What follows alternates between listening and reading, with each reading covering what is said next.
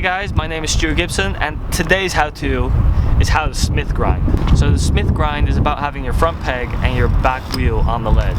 I'd suggest picking a ledge that isn't too high because clearly you want to be able to hop onto it. As with most grinds, you want to approach the ledge at a slight angle. Obviously the faster you go, the scarier it gets, so you can creep up to the ledge with this trick. Maybe even try to stall the ledge first. The trick to it is you're gonna have to act as if you're gonna hop onto the ledge. As you do so, you want to keep an eye on where your front peg is going to land. Try to spot the place you want your front peg to land.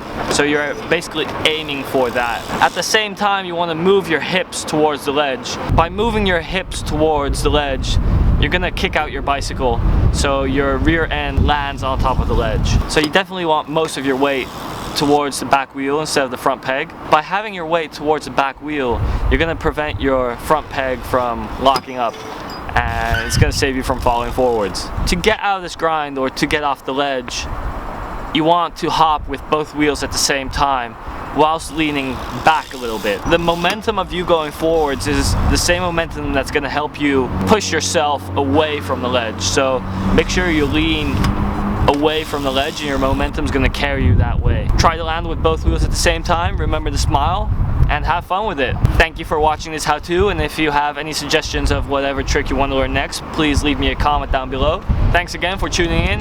I'll see you guys next week.